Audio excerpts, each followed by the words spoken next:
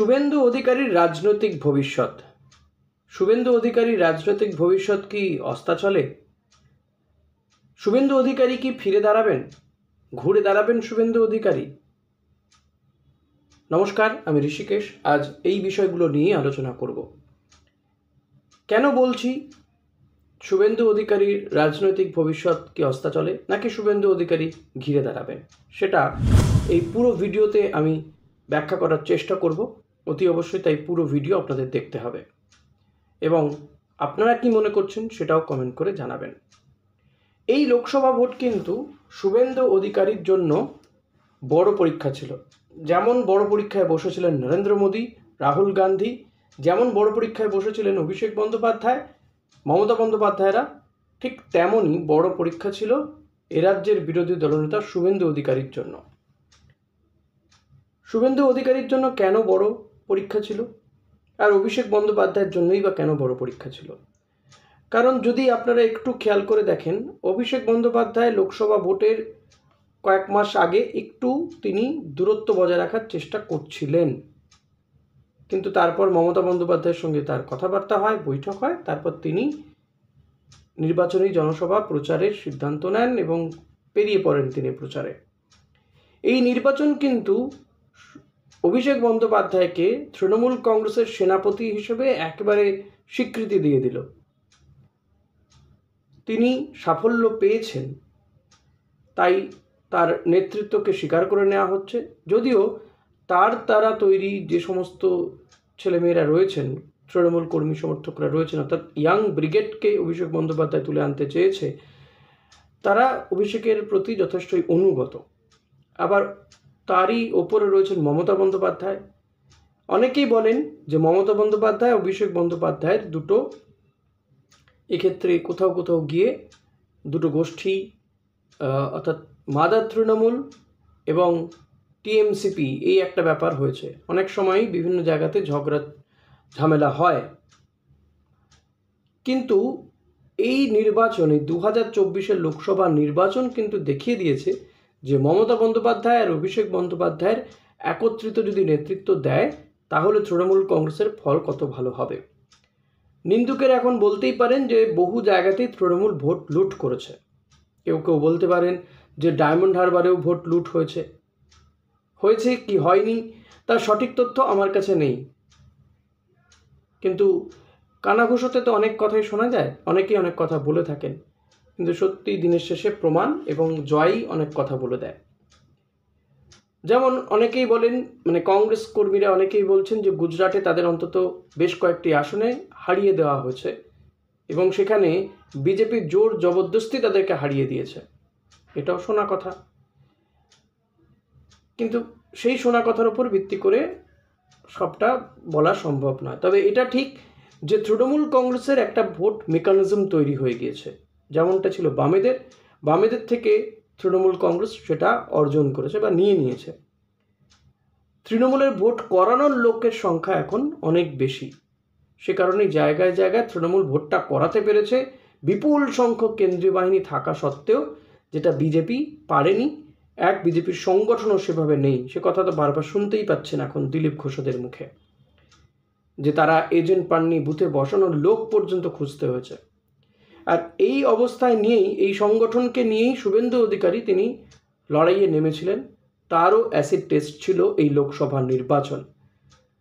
শুভেন্দু অধিকারীর সঙ্গে ব্যক্তিগত স্তরে কয়েকবার কথা বলেছিলাম। ব্যক্তিগত স্তরে মানে ইন্টারভিউ নিতে গিয়ে বা নির্বাচনী জনসভাতে প্রচারে গিয়ে তার সঙ্গে কথা বলা গিয়েছিল, প্রশ্ন করা গিয়েছিল, উত্তরও পেয়েছিলাম। সেটা ছিল 2021-এর নির্বাচনে। সেই সময় শুভেন্দু অধিকারী তৃণমূল কংগ্রেস ছেড়ে বিজেপিতে এসেছেন, মমতা বন্দ্যোপাধ্যায়ের বিরুদ্ধে নন্দীগ্রামে প্রার্থী। ফলত তার জেতার খিদে এবং তিনি যে একটি নতুন রাজনৈতিক দলে এসে মানিয়ে নিচ্ছেন, এই সমস্ত কিছু নিয়ে শুভেন্দু অধিকারীকে কিন্তু তখন মনে হয়েছিল যে বিচক্ষণ রাজনৈতিক ব্যক্তিত্ব। এটা তো ঠিকই যে শুভেন্দু অধিকারীর একটা তিনি জনতার লিডার হিসেবে উঠে এসেছিলেন। তিনি ডাকলে 100,000 জন চলে আসতে পারেন, যেটা মমতা বন্দ্যোপাধ্যায়ের যে ক্যারিশমাটা আছে কিছুটা অন্তত শুভেন্দু অধিকারীরও রয়েছে, বিশেষ করে তার জেলাতে তো রয়েছে। তো এহেন শুভেন্দু অধিকারীকে আমরা দেখলাম নন্দীগ্রামে তিনি রাজ্যের মুখ্যমন্ত্রীকে হারিয়ে দিলেন। তারপর তার দাপট বাড়ল বিজেপিতে, এবং এই 2024-এ বিজেপি তার উপরে বড় ভরসা করেছিল। শুভেন্দু অধিকারীও তিনি বারবার বোঝাতে চাইছিলেন যে তিনি সেই ভরসার যোগ্য জবাব দেবেন, এবং সেই অনুযায়ী তিনি একটা সুযোগের অপেক্ষা রয়েছেন। সেই সুযোগ পেলে তিনি একদম এই বিজেপিকে বলা যেতে পারে সেই প্রতিদান তিনি ফেরত দেবেন, যে কারণে তিনি বারবার বলতেন যে নরেন্দ্র মোদীকে এ রাজ্য থেকে যত বেশি সংখ্যক আসন তিনি উপহার দেবেন, 30-35টা বিভিন্ন সময় বিভিন্ন সংখ্যক আসনের কথা তিনি বলেছেন। কেন্দ্রীয় নেতৃত্ব শুভেন্দু অধিকারীর কথা শুনেছে। শুভেন্দু অধিকারী যেমনটা চেয়েছেন শুনেছেন তারা। এই যে রেখা পাত্রকে প্রার্থী করা, নরেন্দ্র মোদীর যেমন হাত রয়েছে, পাশাপাশি শুভেন্দু অধিকারীরও হাত রয়েছে। এই যে দিলীপ ঘোষকে তার মেদিনীপুর কেন্দ্র থেকে সরিয়ে দেওয়া, বর্ধমান দুর্গাপুরে পাঠিয়ে দেওয়া, এখানেও কিন্তু অনেকে শুভেন্দু অধিকারীরই হাত দেখেন। দিলীপ ঘোষ তিনিও বলেছেন যে চক্রান্ত, ষড়যন্ত্র, কাঠিবাজি অনেক কিছুই হয়, তাকে জেতা আসন থেকে সরিয়ে দেওয়া হয়েছে। দেবশ্রী চৌধুরী রায়গঞ্জ থেকে কলকাতা দক্ষিণে নিয়ে আসা হয়, এখানেও অনেকে শুভেন্দু অধিকারীর হাত দেখতে পান।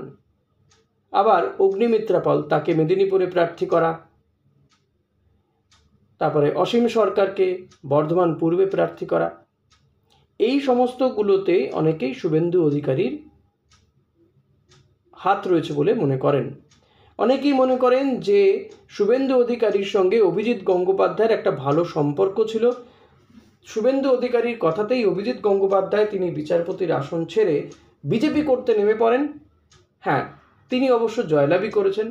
এটা একদম নিশ্চিত ছিল যে শুভেন্দু অধিকারীর এই দুজন প্রার্থী, অর্থাৎ তার ভাই সৌমেন্দু অধিকারী কাঁথির যিনি সাংসদ, এবং অভিজিৎ গঙ্গোপাধ্যায় যিনি তমলুক কেন্দ্র থেকে দাঁড়িয়েছিলেন, এই দুজন জিতবেন। এটা আমার মনে হয়েছিল যে জিতবেনই, আমি নিশ্চিত ছিলাম। আমি যে ভিডিও করেছি কারা জিততে পারেন, তার মধ্যে এই দুটো কেন্দ্র কিন্তু নিশ্চিত বলেছিলাম যে বিজেপি জিতবে। এছাড়া শুভেন্দু অধিকারীর যে সমস্ত প্রার্থীরা ছিলেন তারা কিন্তু জয়লাভ করতে পারেননি খুব একটা। যারা জয়লাভ করেছেন দেখুন ম্যাক্সিমামই পুরনো কয়েকজন ছিলেনই, যেমন শান্তনু ঠাকুর, সুভাষ সরকার, কিংবা আপনি দেখুন সৌমিত্র খানও কিন্তু সংগঠনের শীর্ষ নেতাদের বিরুদ্ধে তোপ দেখেছেন, এরা জয়লাভ করেছেন। আবার হুগলির লকেট চ্যাটার্জি তিনি হেরে গিয়েছেন। রেখা পাত্র জেতার মতন জায়গাতেই ছিলেন না, যতই সে সন্দেশখালী নিয়ে সেখানে নারী নির্যাতনের অভিযোগ থাকুক, তার পাল্টা তৃণমূল কংগ্রেসের, অন্তত বিজেপির অভিযোগে যে তৃণমূলের বার করা তৃণমূলের ভিডিও বেরোক, আমার কখনো অন্তত মনে হয়নি যে রেখা পাত্র জিততে পারেন। হ্যাঁ, একটা দাগ কাটার একটা চান্সেস ছিল তার কাছে, কিন্তু সেখানেও পেরেক পুঁতে দিয়েছে এই ভিডিও। কারণ রেখা পাত্র যেখানকার বাসিন্দা, যেখানেই সন্দেশখালী আন্দোলন হয়েছে, খুবই কম জায়গা, ছোট জায়গা। এটা যদি বিধানসভা নির্বাচন হতো তাহলে বলে দেওয়া যেতে পারত যে রেখা পাত্র বড় দাগ কাটতে পারবেন এবং জিতেও যেতে পারেন, সেই সম্ভাবনা অনেক বেশি উজ্জ্বল ছিল। কিন্তু বসিরহাটের মতন এমন একটা জায়গা যেখানে প্রচুর সংখ্যক মুসলিম ভোট রয়েছে, সেখানে রেখা পাত্র বাজিমাত করে যাবেন আমার অন্তত মনে হয়নি। আমি সে কথা জানিয়েছি পরবর্তীতে। তো শুভেন্দু অধিকারীর যারা ঘনিষ্ঠ ছিলেন, যারা প্রার্থীরা ছিলেন, তারা দেখা যাচ্ছে বেশিরভাগই পরাজিত হয়েছেন। মুখ পুড়েছে শুভেন্দু অধিকারীর। তার কাছে লড়াই ছিল যে দিলীপ ঘোষের আন্ডারে যখন এই দল ছিল, যখন দিলীপ ঘোষ লড়াই করেছিলেন, তখন দিলীপ ঘোষ তিনি এই রাজ্য থেকে 18 জন সাংসদকে পাঠাতে পেরেছিলেন সংসদে। তার কাছে লড়াই ছিল এর থেকে একটা হলেও বেশি আসন জয় করা, ভোট পার্সেন্টেজ বাড়ানো। শুভেন্দু অধিকারীর সামনে এগুলো লক্ষ্য ছিল, চ্যালেঞ্জ ছিল। শুভেন্দু অধিকারীও চেষ্টা করেছেন, দৌড়ে বেরিয়েছেন, কিন্তু যত না তিনি দৌড়ে বেরিয়েছেন, যত না সংগঠনকে গড়ে তোলার চেষ্টা করেছেন, তার থেকে অনেক বেশি তিনি সংবাদ মাধ্যমে মুখরোচক বক্তব্য রেখেছেন। তৃণমূল কংগ্রেসকে আক্রমণ করেছেন, আক্রমণ করতে গিয়ে তিনি শালীনতাও ছাড়িয়ে গিয়েছেন কখনো কখনো। তিনি রাহুল গান্ধীকে গালাগাল করেছেন, তৃণমূল কংগ্রেসের একাধিক নেতা নেত্রীকে গালাগাল করেছেন, পুলিশকে হুমকি দিয়েছেন, বলেছেন বিজেপি জিতে এলে তাদের চাকরি থাকবে না। যদি তারা অবসর নিয়ে নেন, অবসরকালীন ভাতাও বন্ধ করে দেওয়া হবে। অর্থাৎ কিনা শুভেন্দু অধিকারীর মধ্যে একটা ঔদ্ধত্য বেড়ে গিয়েছিল। কনফিডেন্স শুধু নয়, ওভার কনফিডেন্ট হয়ে পড়েছিলেন শুভেন্দু অধিকারী, আর তাই বেরিয়ে আসছিল তার কথার মধ্যে দিয়ে। এই শুভেন্দু অধিকারীকে আমি যেটুকু কাছ থেকে দেখেছিলাম, খুবই কম, কিন্তু এই শুভেন্দু অধিকারীকে আমি দেখিনি। ফলত এই জায়গাগুলো থেকেই আমার মনে হয়েছে যে এখন দেখুন শুভেন্দু অধিকারী হয়তো সংবাদ মাধ্যমের সামনে আসছেন, ভোট পরবর্তী হিংসা নিয়ে তিনি মামলা করছেন, কিন্তু তিনি অনেকটা নমনীয় হয়ে গিয়েছেন। এই প্রার্থী বাছাইয়ের বৈঠকে তিনি থাকবেন না। এই যে উপনির্বাচন, 4টি কেন্দ্রের উপনির্বাচন রয়েছে, তিনি থাকবেন না জানিয়েছেন। শুভেন্দু অধিকারী মানেই তার বিরুদ্ধে তৃণমূল কংগ্রেসের কেস, আর তিনি মামলা করতেন কলকাতা হাইকোর্টের বিশেষ কয়েকজনের বেঞ্চে, যাদেরকে তৃণমূল কংগ্রেস বলছিল যে এদের সঙ্গে শুভেন্দু অধিকারী আঁতাত রয়েছে, আর শুভেন্দু অধিকারী স্টে পেয়ে যাচ্ছিলেন। ফলত শুভেন্দু অধিকারীও ভাবছিলেন যে তার উপরে যখন কেন্দ্রীয় নেতারা নির্ভর করছেন, শুধু নয় অতি নির্ভরশীল হয়ে পড়ছেন, তখন তিনিও তার পারফর্ম করার চেষ্টা করতেন, এবং তিনি আত্মবিশ্বাসী চরম সীমায় পৌঁছে গিয়েছিলেন। ওভার কনফিডেন্ট হয়ে গিয়েছিলেন যে তিনি যা বলছেন সেটাই ফলবে। আর দেখুন, যখন মমতা বন্দ্যোপাধ্যায় তাকে গদ্দার বলেন, যখন মমতা বন্দ্যোপাধ্যায় বলেন যে তার বিরুদ্ধে কথা বলেন, কিংবা যখন পুলিশের পক্ষ থেকে কোলাঘাটের বাড়িতে শুভেন্দু অধিকারী ভাড়া বাড়িতে তল্লাশি হয়, তার পরের দিন অমিত শাহ এসে কী বলেছিলেন, যে যখন শুভেন্দু অধিকারীর বিরুদ্ধে এই ধরনের অত্যাচারগুলো হবে, তাদের যে অভিযোগ অত্যাচারের, তারা শুভেন্দু অধিকারীকে আরও বড় দায়িত্ব দেবেন। শুভেন্দু অধিকারীর বুক ফুলে আরও চওড়া হয়ে গিয়েছে। তিনি মনে করেছেন যে পরবর্তীতে 2026-এই বিজেপি রাজ্যে ক্ষমতায় আসবে, এমনকি 26-এর আগেও সরকার ফেলে দেবেন তারা। ওই যেটা হয়, যদি এই রাজ্যে আসন সংখ্যা 30-35টা হয়ে যেত, তাহলে হয়তো এতদিনে বিধায়ক কেনাবেচা সাঙ্গও হয়ে যেতে পারত, আর রাজ্য সরকারকে ফেলে দেওয়া হবে, তারপর ভোট হবে, বিজেপি ক্ষমতায় আসবে, মাঝে কয়েকদিন রাষ্ট্রপতি শাসন জারি থাকবে, বিজেপি ক্ষমতায় আসবেন আর তিনিই হবেন মুখ্যমন্ত্রী। এটা আত্মবিশ্বাস না, অতি আত্মবিশ্বাস, অতি উৎসাহী হয়ে শুভেন্দু অধিকারী নিজের মাত্রাতিরিক্ত কথাবার্তাও বলে ফেলেছেন, যার ফলশ্রুতি এখন তাকে ভুগতে হচ্ছে।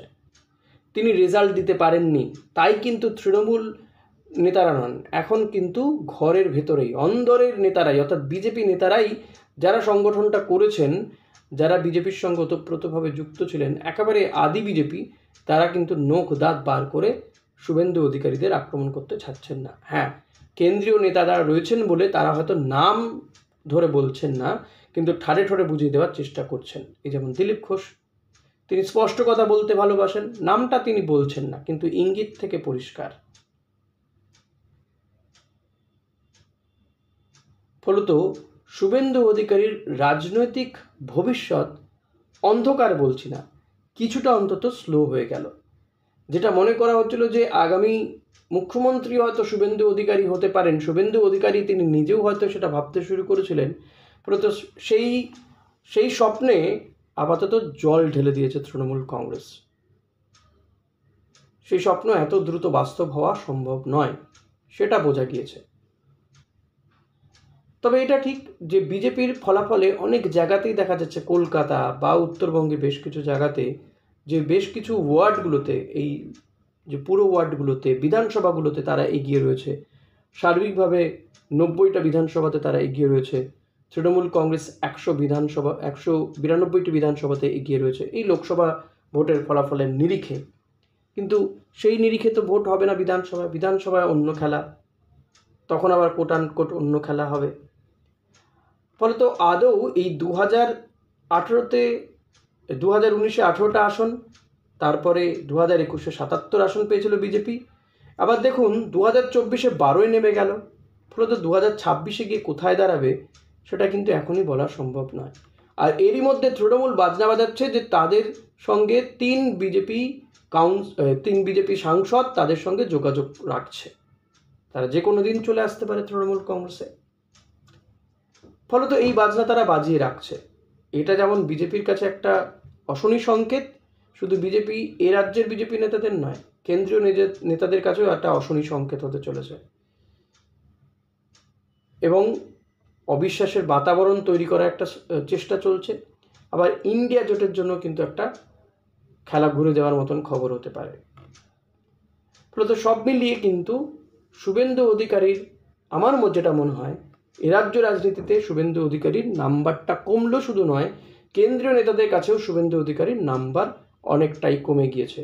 এই 18 থেকে 12-এ নেমে যাওয়ার মতনই শুভেন্দু অধিকারী গ্রাফ নিম্নমুখী। এখন তাকে আবার পুনরুদ্ধার করতে গেলে আর উমুক ডেটে কী হবে, তুমুক ডেটে কী হবে, আর কথায় কথায় আদালতে দৌড়লে চলবে না। তাকে আন্দোলন করতে হবে, জোরদার আন্দোলন তৈরি করতে হবে এবং সেই আন্দোলনে তাকেই সামনে থেকে নেতৃত্ব দিতে হবে, অন্তত পড়ে থাকতে হবে, তাহলে যদি কিছু হতে পারে। কারণ সিজন পলিটিশিয়ান, তিনি যে কোনো কিছুর সঙ্গে মানিয়ে নিতে পারেন, মানিয়ে নেবেন। কিন্তু আপাতত তিনি যে লক্ষ্যের দিকে এগোচ্ছিলেন, এ রাজ্যের মুখ্যমন্ত্রী হবেন, সেই লক্ষ্য কিন্তু আরেকটু দূরে সরে গিয়েছে। ফলত এক্ষুনি শুভেন্দু অধিকারীর জন্য খুব ভালো খবর নেই। স্লো বাট স্টেডি থাকতে হবে শুভেন্দু অধিকারীকে, এটাই কিন্তু আমার মনে হয়। তার রাজনৈতিক ভবিষ্যতের গ্রাফ এই মুহূর্তে নিম্নমুখী। হতেই পারে হয়তো শুভেন্দু অধিকারী আগামী দিনে বড় কোনো আন্দোলন করে, এই রাজ্য সরকারের বিরুদ্ধে তো একাধিক ইস্যু রয়েছে, সেই ইস্যুগুলোকে তারা ব্যবহার করতে পারবেন, তাহলে হয়তো কিছু হবে। এবং দেখা যদি যায় যে শুভেন্দু অধিকারীকেই ভরসা রাখলো কেন্দ্রীয় নেতৃত্ব, আর তিনি 2026-এ ভালো ফলাফল করলেন, তাহলে অনেক কিছুই হতে পারে। রাজনীতি পরতে পরতে পাল্টায়, আর রাজনীতিতে অসম্ভব বলে কিছু হয় না, তাই সব কিছুই সম্ভব। কিন্তু আপাতত আমার মনে হয় শুভেন্দু অধিকারী যে লক্ষ্যে এগোচ্ছিলেন রাজ্যের মুখ্যমন্ত্রী হওয়া, সেই লক্ষ্য অনেকটা দূরে সরে গিয়েছে শুভেন্দু অধিকারীর জন্য। আপনাদের কি মনে হয় আমার এই ভিডিও দেখে, যে শুভেন্দু অধিকারী তিনি কি পরবর্তী এই রাজ্যের মুখ্যমন্ত্রী হওয়ার মতন যোগ্য ব্যক্তি, নাকি অন্য কেউ? শুভেন্দু অধিকারীর রাজনৈতিক ভবিষ্যৎ কি হতে চলেছে জানান আমাকে। কি করবেন? কমেন্ট করবেন। কমেন্ট করুন, লাইক করুন এবং ভিডিওটি শেয়ার করুন অন্যদের সঙ্গে, তাতে শেয়ার করলে বাড়ে। ধন্যবাদ।